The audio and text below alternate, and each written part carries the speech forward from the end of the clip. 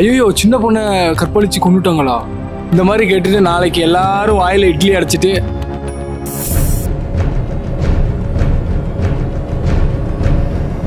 அடுத்த இடத்துல போனா நீ கரெக்டா இருக்கணும்னு நினைப்பானா, ஊர்ல நீ கரெக்டா வச்சுக்கணும்னு நினைக்க மாட்டேன். ஜூஸ்ல கொடுத்தாங்கல்ல, பாய்சன் கலந்து கொடுத்தாங்கல்ல, அவங்களுக்கு மரண தண்டனை கொடுத்தாங்க. அது கரெக்ட். அந்த பட் அது இப்போ வந்து அதுல இருந்து வெளியில வரதுக்கு என்னெல்லாம் வேஸ் அண்ட் மீன்ஸ் வந்து ஃபைண்ட் அவுட் பண்ணிட்டாங்க.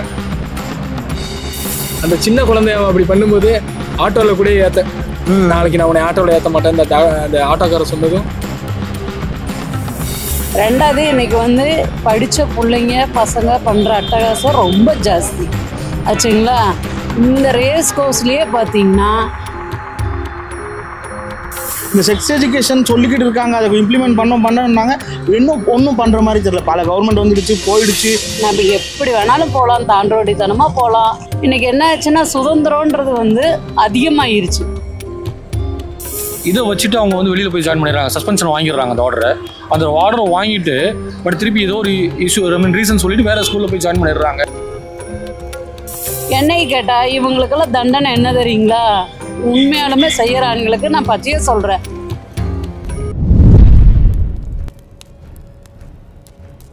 ஸோ வந்து இப்போ கடந்த சில நாட்களாக நிறைய ரேப் கேசஸ்லாம் நீங்கள் கேள்விப்பட்டிருப்பீங்க. இப்போ வந்து ஆக்சுவலாக நிறையாவே அதிகமாகிடுச்சு இப்போ ரேப் கேசஸ்லாம். ஸோ ஆஸ் அ மேனா இல்லை ஆஸ் அ பேரண்ட்டாக நீங்கள் அதை எப்படி பார்க்குறீங்க? குட் டச் பேட் டச்சுக்கும் ஒரு போர்ஷனே இருக்குது, அது கிளாஸ் இருக்குது, அந்த மாதிரிலாம் செய்கிறாங்க. அதே நம்ம தமிழ்நாட்டில் அது செய்கிறது இல்லை. பிள்ளைங்களுக்கு பேரண்ட்ஸும் சொல்லிக் கொடுக்குறது இல்லை. குட் டச் பேட் டச் சின்ன பிள்ளைங்களுக்கே நம்ம சொல்லிக் கொடுக்கணும்.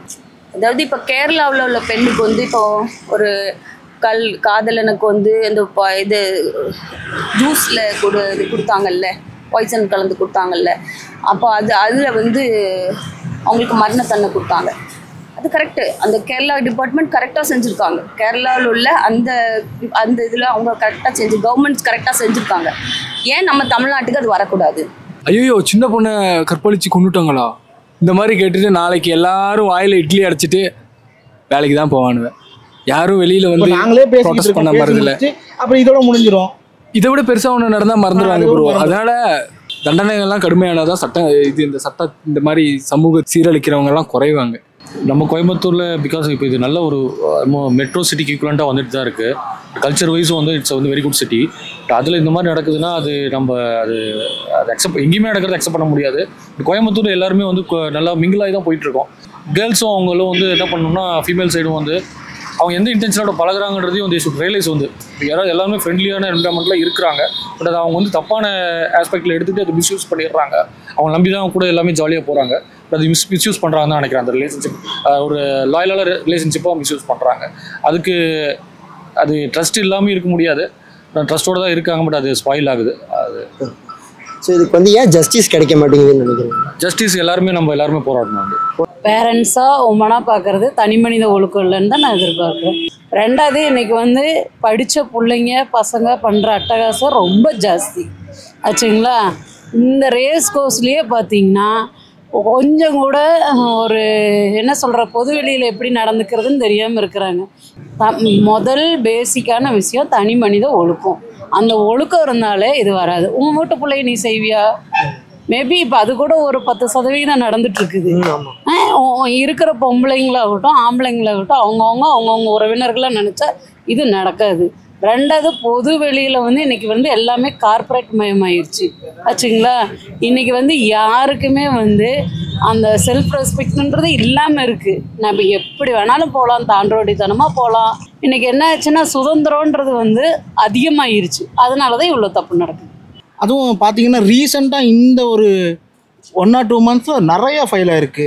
நேற்று நான் ஒரு ஸ்டாட்டிஸ்டிக்ஸ் பார்த்தேன். அதில் வந்து 69 சம்திங் என்னமோ ரேப் கேசஸ் ஃபைல் ஆகிருக்கு, ஃபவுண்ட் ஆகிருக்கு. ஆனால் கேஸ் எதுவும் ஃபைல் ஆகலை. ஓகே. அந்த மாதிரி அது என்ன சொல்கிறது, அவங்கள பற்றி ஒன்றும் சொல்கிறதுக்கு இல்லை ப்ரோ. அவனுங்கெல்லாம் பிடிச்சி போட்டு தள்ளிடணும். ஆனால் இப்போ வந்து எப்படின்னா ஏதோ க்ரைம் பண்ணாலே அவங்க ஈஸியாக தப்பிச்சிடுறாங்க. மேபி அந்த ரீசனாக இருக்கலாம். அதுதான் இப்போ வந்து என்னென்னா அந்த ரூல் வந்து பெருசாக இது இம்பேக்ட் பண்ணுற மாதிரியே இல்லை. இது வரைக்கும் நிறைய ரேப் கேஸ் நடந்திருக்கு. எதுக்கும் ஜட்ஜ்மெண்ட் தப்புன்னு வந்ததில்லை. அப்படியே வந்தாலும் அது இப்போ இன்னைக்கு ரேப் கேஸ் இதுவாகுதுன்னா யாரும் வெளியே வர மாட்டாங்க ப்ரோ. இப்போ ஆமாம்ப்பா டீச்சர்ஸ் நான் என்ன கேட்குறேன்னா உன்னுடைய வன்முறையை வந்து அந்த சின்ன குழந்தைகிட்ட தான் காமிக்கிறேன். ஏன் கண்டிப்பாக அவனுக்கு கல்யாணம் இருக்கும்ல, அவன் ஒய்ஃப் இருக்குல்ல, நீ ஏன் அதை விட்டுட்டு நீ அங்கே போகிற? என்னை கேட்டால் இவங்களுக்கெல்லாம் தண்டனை என்ன தெரியுங்களா? உண்மையாலுமே செய்கிற ஆண்களுக்கு நான் பச்சையாக சொல்கிறேன், அவங்களுடைய ஆண் உறுப்புகளை எடுத்துருங்க, அதுதான் தண்டனை. வேறு தண்டனை இதுக்கு வந்து சிஎம் பார்க்கணும், கமிஷனர் பார்க்கணும், அதெல்லாம் கிடையவே கிடையாது. நீ எங்கே தப்பு பண்ணுறியோ இதை தான் பண்ணணும். இது பண்ணினா தான் அடங்குவாங்க. 4 பேருக்கு அந்த மாதிரி பண்ணட்டும், 5வது ஆள் கரெக்டாக இருக்கும். நீ எப்படி உன் குழந்தைகிட்ட போய் உனக்கு உன்னுடைய வன்முறை நீ செலுத்துறேன்னா உனக்கு என்ன ரைட்ஸ் இருக்குது? நீ டீச்சராக இருக்கிறதுக்கே யோகியது இல்லையே. உனக்கு அந்த தகுதியில் என்னமோ நீ டீச்சராகவே வச்சுக்க கூடாது. முதல் நீ வந்து ஆசிரியராக எடுக்கிறவங்களுக்கு இந்த கவர்மெண்ட் கொடுக்கறது என்னன்னா, பெண் கல்வி பள்ளிக்கூடத்தில் பெண்ணுங்களை போடுங்க, ஆம்பளை பசங்க இருக்கிற இடத்துல ஆம்பளைங்களை போடுங்க, தயவு செஞ்சு பொம்பளைங்க இருக்கிற இடத்துல ஆம்பளைங்களை போடாதீங்க. இதுதான் நான் கவர்மெண்ட்டுக்கு கொடுக்குற ஒரு இதாக இருக்கும். அதுதான் சார், ஸ்கூல்லேருந்து ஆரம்பிக்கணும். அவங்க இந்த செக்ஸ் எஜுகேஷன் சொல்லிக்கிட்டு இருக்காங்க, அதை இம்ப்ளிமெண்ட் பண்ணாங்க, இன்னும் ஒன்றும் பண்ணுற மாதிரி தெரியல. பல கவர்மெண்ட் வந்துடுச்சு போயிடுச்சு, என்னென்னமோ நடக்குது, ஒன்றும் நடந்த பாடம் இல்லை. ஸ்டார்ட் பண்ணியிருக்காங்க ஆமாம் மாதிரி. இப்போ எல்லாம் ஜெட்டு வேகத்தில் போயிட்டு இருக்குது. இப்போ நம்ம ஆமாம் மாதிரி ஸ்டார்ட் பண்ணால் என்ன ப்ரோ? ஏதோ படத்துலலாம் பார்த்துருக்கோம்ல, இந்த பிடி சார் அந்த படத்தில், இந்த படத்தில் பார்த்துருக்கோம்ல, அந்த சின்ன குழந்தைய அப்படி பண்ணும்போது ஆட்டோவில் கூட ஏற்ற, நாளைக்கு நான் உன்னை ஆட்டோவில் ஏற்ற மாட்டேன் அந்த ஆட்டோக்காரர் சொன்னதும் அந்த குழந்தையோட ஆசையை தூண்டுற மாதிரி எல்லாம் பண்ணுறாங்க. அது அந்த பொண்ணுக்கு ஆட்டோவில் போகிறது ஒரு ஜாலிங்கிறதுனால இது நான் உனக்கு கிடைக்காது, நான் உனக்கு ஃபோன் விளையாட தர மாட்டேன், அந்த மாதிரிலாம் எல்லாம் தெரிஞ்சவங்களாக தான் ப்ரோ பண்ணுறானுங்க. இது வீட்டிலேருந்தே தடுக்கணும். ஆனால் அதுக்கு நீதி கிடைக்கலட்டாலும் போராடுற ஒரு தைரியம் நம்ம தமிழ்நாட்டு பிள்ளைங்களுக்கு இருக்குது. ஆனால் அவங்களுக்கு ஏன் இந்த இது கொண்டு வர மாட்டேங்கிறாங்க? அங்குள்ளது மாதிரி இங்கேயும் பெண்களுக்கு விரோதமாக செயல்படுறவங்களுக்கு நிச்சயமாக மரண தண்டனை கொடுக்கணும் அப்படிங்கிற சட்டத்தை கொண்டு வரணும். ஏர்லியர் போக்சோவோட கேஸ் வந்து இது பண்ணாங்க. பட் அந்த டைம்லாம் பார்த்தீங்கன்னா போக்சோ வந்து அது ஒரு ஸ்ட்ராங்காக ஃபைல் பண்ணிட்டு இருந்தாங்க. பட் அது இப்போ வந்து அதுலேருந்து வெளியில் வரதுக்கு என்னெல்லாம் வேஸ் அண்ட் மீன்ஸ் வந்து ஃபைண்ட் அவுட் பண்ணிட்டாங்க. ஸோ இப்போ பாருங்கள், அது ஈஸியாக தான் போயிடுச்சு. போக்சோ வந்து அது பயங்கர இதாக இஷ்யூவாக போயிட்டு இருந்தது. பட் அது இப்போ பாருங்கள், ஒரு பீரியட் ஆஃப் டைம் வந்து அது கேஷுவலாக போயிடுச்சு.